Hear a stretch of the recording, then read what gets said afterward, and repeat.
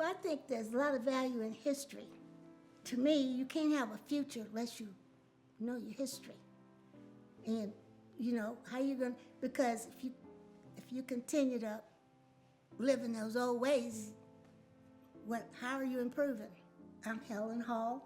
I'm a grandmother, a great-grandmother, and a great-great-grandmother. And I lived a good part of my life in Middleburg. My family, I lived with an aunt and uncle until I met my husband and we got married.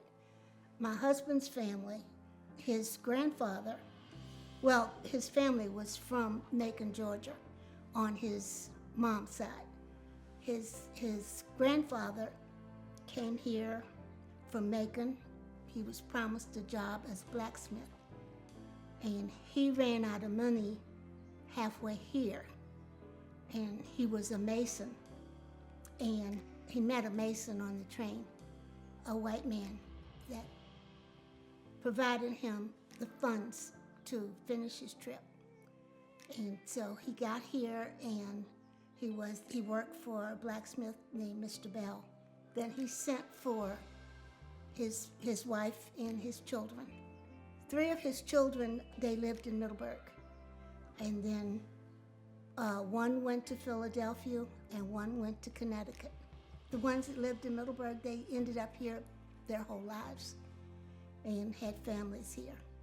I lived somewhere else. I lived up on Route 50 between Middleburg and Upperville. As I said, I lived with the family.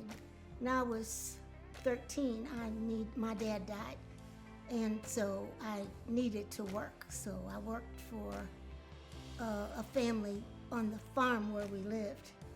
And then maybe a couple of years later, it wasn't a couple of years, but I babysit on weekends. I cooked for that family after school every day, and then when I was a junior in high school, I got a job at the black restaurant here in Middleburg. So I worked a lot. Then I met my husband at that restaurant. It was called Bannister's. Yep, he came in with a nice lady, and I kind of spilled something on her on purpose. She went home to change, and when she came back, he was all mine. And we were married for almost 64 years.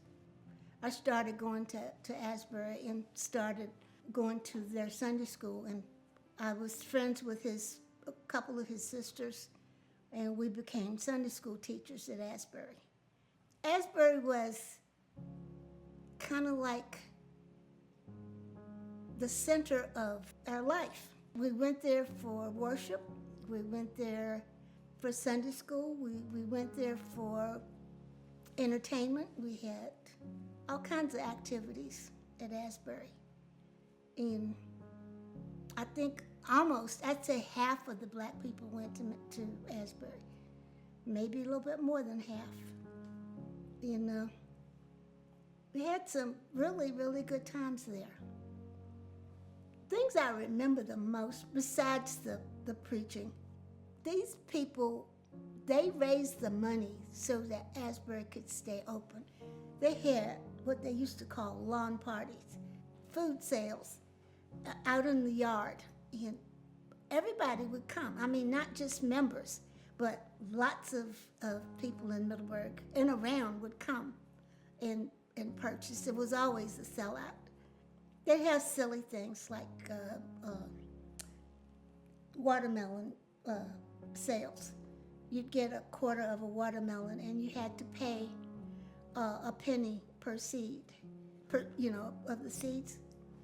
You never saw such unchristian activity because nobody paid a penny for all those seeds. You would see people spitting out seeds, putting them in the pocketbooks. Yeah. I think God forgave us. Asbury is more than a building. It was to us a place of safety, a place where you could be yourself.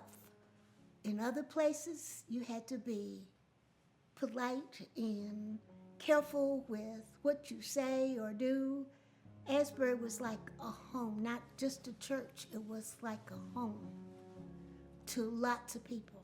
It was like your school, your church, your house within a block and a half. You know, and it was like you got married there. You were buried from there. Your kids went there. Some people met their spouse there. You were disciplined there. My mother-in-law was a tiny little lady, but you didn't play with her. You didn't. I mean, you sit in church, and I don't care how old you were or how young you were. When she cleared her throat, you better jump in line. You just knew. You just knew. And it was a place where, you know, you even got disciplined there. I mean, it was just, it was kind of like community center. I miss Sundays at my mother-in-law's house. Every Sunday, all of us would gather at her house for dinner. She was an amazing cook. Like I said, she had 7 kids, plus all her kids' friends. She could take a little or nothing and make a feast out of it, consistently. Yeah, I mean, it was like she treated everybody with dignity. She didn't take no crap, but she always treated everybody well. I didn't have a great family life, but my mother-in-law, if I could have chosen, I would have chosen her to be my mother. Her name was Hattie S. Hall. We have the same initials. Her maiden name was Hattie Livonia Strozier, and my name was Helen Louise Smith, so we had the same, I think we had a connection. I left because we needed a place to live, and we were renting a place, and of course the rent went sky high, and so we were able to purchase a house in Leesburg, which was cheaper than what we were paying for rent. There was no place here that you could make a decent living if you didn't want to be a maid or cook or somebody's gardener. Was to be gained by creating a place where only one set of people can prosper. All of the younger black people left. You could go 25 miles and you could make 4 times more money in a day than you could make sometimes in a week here. There was no future here. If you continue to live in those old ways, how are you improving? Some people don't want to improve. They like it the way it was. I didn't. I don't. And I try to make my life better for my children, my grandchildren, and I think everybody should be that way.